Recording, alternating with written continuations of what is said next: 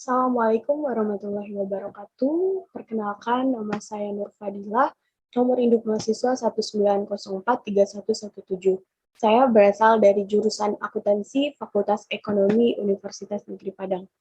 Baiklah, di sini saya akan menerangkan jawaban dari beberapa soal dari materi sistem informasi dari mata kuliah Sistem Informasi Manajemen. Di sini saya memiliki soal dari buku Rainer. Soal yang pertama yaitu Describe the strategic advantage that IT provides to UPMC. Jadi di sini kita disuruh menjelaskan keunggulan strategis yang diberikan IT kepada UPMC.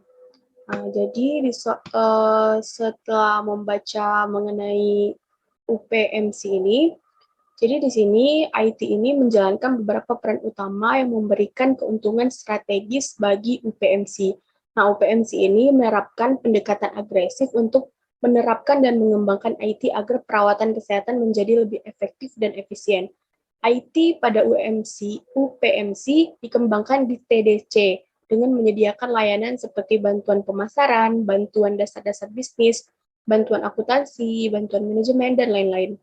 Nah, salah satu contoh keunggulan strategi yang diberikan IT pada UPMC ini yaitu sistem telemedicine yang disebut Virtual Care Collaboration atau VCC.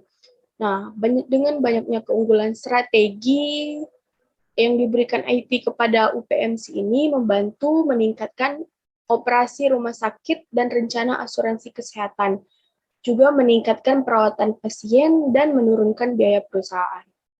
Nah, sedangkan soal yang kedua yaitu which of Porter's competitive strategic in UPMC employing support your answer. Manakah dari strategi kompetitif Porter yang diterapkan di UPMC itu? Beri dukungan atas jawaban Anda. Nah, jadi di sini UPMC ini menggunakan beberapa strategi kompetitif Porter yang berbeda, yaitu adalah sebagai berikut. Yang pertama yaitu sistem telemedicine yang disebut Virtual Care Collaboration. Ini adalah contoh dari strategi inovasi dan diferensiasi. Yang kedua, menggunakan komputasi awan untuk infrastruktur penyimpanan. Ini adalah contoh dari strategi kepemimpinan biaya. Yang ketiga, yaitu memberikan insentif keuangan untuk meningkatkan upaya perawatan pencegahan. Ini adalah contoh dari strategi berorientasi pelanggan. Yang keempat, yaitu studi UPMC baru-baru ini tentang penggunaan kateter tertentu. Ini adalah contoh penggunaan analisis data untuk meningkatkan efektivitas operasional. Sedangkan soal yang ketiga yaitu describe how UPMC illustrates effective business IT alignment. Jadi di sini kita disuruh menjelaskan bagaimana UPMC ini menggambarkan keselarasan bisnis IT yang efektif. Nah, jadi di sini saya juga mencari informasi-informasi di situs web mengenai UPMC ini. Jadi menurut situs web yang saya baca itu, misi UPMC adalah untuk melayani komunitas kami dengan memberikan perawatan pasien yang luar biasa dan untuk membentuk sistem kesehatan masa depan melalui inovasi klinis dan teknologi, penelitian, dan pendidikan. Nah, jadi tujuan Teknologi Development Center yang tempat dikembangkannya IT di UPMC ini digambarkan sebagai langkah strategis yang erat dengan misi UPMC. Jadi secara khusus, menurut situs web tadi, TDC ini mengidentifikasi, menganalisis, dan mengembangkan solusi baru untuk mengatasi tantangan terbesar perawatan kesehatan dan menciptakan produk IT perawatan kesehatan generasi berikutnya. Nah, TDC ini menilai peluang investasi teknologi baru dan yang sudah ada untuk mengejar visi baru untuk inovasi perawatan kesehatan. Nah, di sini soal selanjutnya dari buku Loudon. Soalnya yaitu, it has been said that there is no such thing as a sustainable strategy advantage. Do you agree? Why or why not? Jadi, telah dikatakan bahwa tidak ada yang namanya keunggulan strategis yang berkelanjutan. Apakah kamu setuju? Kalau setuju, mengapa? Dan kalau tidak, mengapa?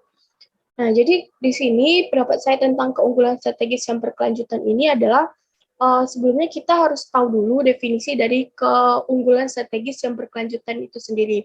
Jadi, itu adalah ketika suatu perusahaan memiliki proses dan posisi penciptaan nilai yang hanya tidak dapat dengan mudah digandakan atau ditiru oleh perusahaan lain yang menyebabkan produksi atas sewa normal. Jadi mereka mendambakan perusahaan dapat bertahan mampu menghadapi persaingan dan tumbuh berkembang dengan memanfaatkan berbagai peluang bisnis. Dengan kata lain, perusahaan diharapkan mendapatkan dan mempertahankan keunggulan bersaing secara berkelanjutan atau sustainable competitive advantage. SCA ini berbeda dari keuntungan competitive atau CA karena memberikan keuntungan jangka panjang yang tidak mudah direplikasi. Menurut Porter, ia menyatakan perusahaan dikatakan memiliki keunggulan bersaing jika memiliki biaya lebih rendah dibanding pesaing. Jadi memiliki produk atau proses yang lebih baik, sukses menjalankan strategi fokus segmen pasar tertentu. Nah, oleh karena itu, keuntungan sustainable competitive adalah salah satu yang dapat dan harus dipertahankan. Jadi, ketika melihat dari sisi pengertian di atas, saya setuju dengan pendapat bahwa tidak ada hal seperti keunggulan strategis yang berkelanjutan. Karena seperti yang kita ketahui, tidak ada sebuah bisnis atau perusahaan yang berjalan mulus begitu saja. Pasti ada rintangannya. Seperti contoh, para pesaing bisa melihat dan dapat menyalin sistem yang perusahaan jalankan yang menyebabkan pasar dan konsumen dapat beralih perhatian dari barang produk kita ke produk pesaing, sehingga menyebabkan tidak lamanya keuntungan dalam jangka panjang. Atau dengan lebih mudah lagi, para pesaing menerapkan sistem low cost, sehingga para konsumen kita dapat dengan mudah berpindah ke perusahaan pesaing.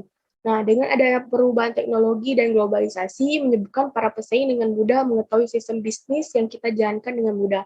Nah, tetapi walaupun hal tersebut dapat membawa kelanjutan dalam hal keuntungan, tidak dapat dipungkiri bahwa semua hal di dalam hidup kita pasti tidak ada yang keuntungan selamanya. Pasti ada masa di mana perusahaan akan mengalami penurunan keuntungan.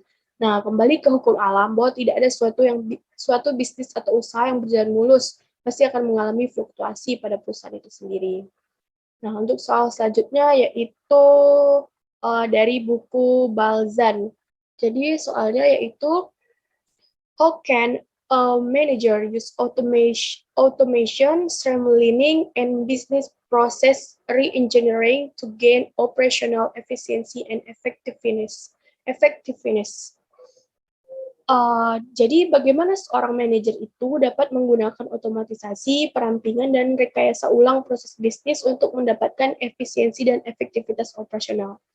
Nah, di sini jawabannya itu seorang manajer dapat menggunakan otomatisasi, perampingan, dan rekayasa ulang proses bisnis untuk mendapatkan efisiensi dan efektivitas operasional dengan cara berikut ini. Yang pertama itu perampingan, mempersingkat pemrosesan bisnis dengan mengurangi jumlah langkah melalui penghapusan yang tidak perlu. Untuk otomatisasi, mengurangi biaya operasional dengan komputerisasi tugas yang dilakukan karyawan secara manual. Untuk rekayasa ulang proses bisnis (BPR), itu meningkatkan proses dengan merombak alur kerja sehingga pencapaian faktor keberhasilan kritis perusahaan dan indikator kinerja utama. Soal yang kedua dari buku Balzan ini yaitu explain the difference between customer-facing process and business-facing process. Which one is more important to an organization? Jadi kita disuruh menjelaskan perbedaan antara proses yang dihadapi pelanggan dan proses yang dihadapi bisnis. Mana yang lebih penting bagi sebuah organisasi? Perbedaan antara proses yang dihadapi pelanggan dan proses yang dihadapi bisnis itu adalah bahwa proses yang dihadapi pelanggan adalah proses yang dilihat pelanggan ketika melakukan bisnis dengan perusahaan. Sementara proses yang dihadapi bisnis melibatkan segala sesuatu di belakang layar yang menyediakan barang atau layanan kepada pelanggan. Nah, yang satu tidak lebih penting dari yang lain dalam setiap hal, tetapi di beberapa perusahaan, yang satu mungkin lebih penting daripada yang lain. Misalnya, jika sebuah perusahaan menyediakan layanan untuk pelanggan, kemungkinan besar akan ada penekanan besar pada proses yang dihadapi pelanggan. Nah, kemungkinan besar akan penekanan besar pada proses yang dihadapi pelanggan ini karena karyawan akan melakukan sesuatu untuk pelanggan, misalnya tentang dukungan teknis. Karyawan dukungan teknis harus dapat berinteraksi dengan pelanggan dan membantu pelanggan tersebut menemukan solusi untuk masalah mereka. Di perusahaan manufaktur seperti kilang minyak, mereka hampir tidak pernah berinteraksi langsung dengan pelanggan. Mereka lebih fokus pada proses bisnis yang mencakup penyulingan minyak. Jadi kesimpulannya ini tergantung organisasi atau perusahaan yang dijalankan untuk mana yang lebih pentingnya. Soal yang ketiga yaitu why do managers need to understand business process? Can you make a correlation between system thinking and business process? Jadi, mengapa manajer itu perlu memahami proses bisnis? Dapatkah Anda membuat korelasi antara pemikiran sistem dan proses bisnis? Nah, jadi jawabannya, manajer perlu memahami proses bisnis karena jika mereka ingin membuat keputusan, mereka harus benar-benar mengetahui proses yang dihadapi pelanggan dan proses yang dihadapi bisnis. Alasannya, karena keputusan yang mereka buat di perusahaan akan berdampak pada salah satu atau kedua proses ini, dan setiap perusahaan bisa menjadi baik atau buruk, dan pilihannya perlu dipertimbangkan. Untuk korelasinya, contoh korelasi terbaik adalah ketika perusahaan mengadopsi perangkat lunak CRM baru.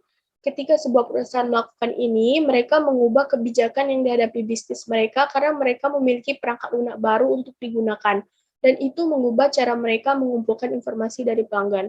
Ini mengubah proses yang dihadapi pelanggan karena tujuan perangkat lunak adalah untuk melayani pelanggan secara lebih efektif. Nah, untuk yang terakhir di sini dari buku Rainer lagi, soal yang pertama yaitu describe how IT can be used to support different value chains for different companies. Jelaskan bagaimana IT dapat digunakan untuk mendukung rantai nilai yang berbeda untuk perusahaan yang berbeda.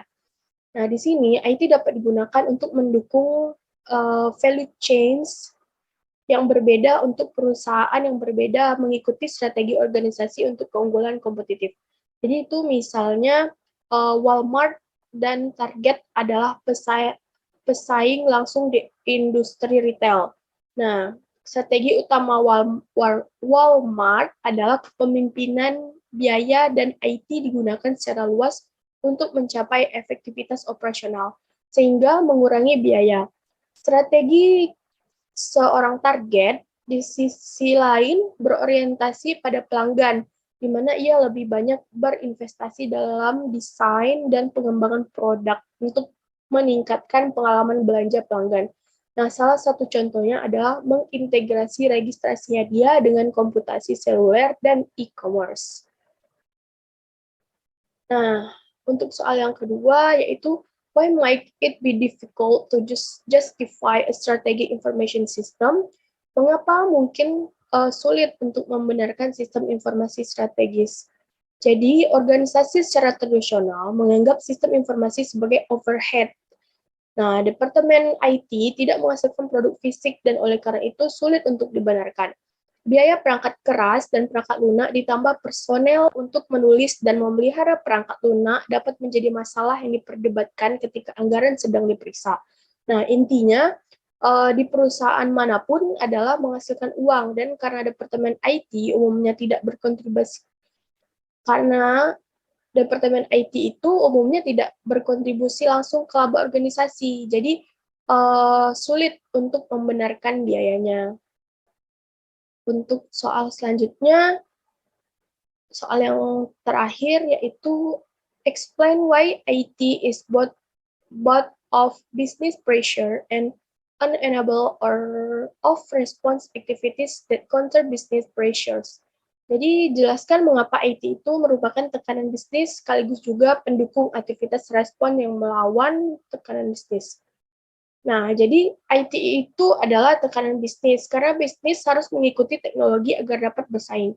Sistem komputer dan teknologi terkait berubah terus-menerus, dan bisnis perlu menemukan keseimbangan dalam mengikuti perubahan dan membuat perubahan itu berfungsi untuk organisasi mereka.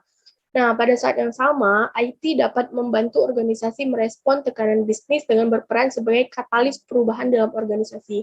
Perubahan tersebut dapat meningkatkan daya saing organisasi dan memungkinkan organisasi untuk memasuki pasar global yang hanya mungkin terjadi sejak integrasi luas internet ke dalam lingkungan bisnis. Jadi itulah tadi jawaban dari pertanyaan-pertanyaan mengenai mata kuliah Sistem Informasi Manajemen. Apabila ada kesalahan, saya mohon maaf. Apabila ada kebenaran, itu datangnya dari Allah Subhanahu wa Ta'ala. Apabila itu taufiq wal hidayah, wassalamualaikum warahmatullahi wabarakatuh.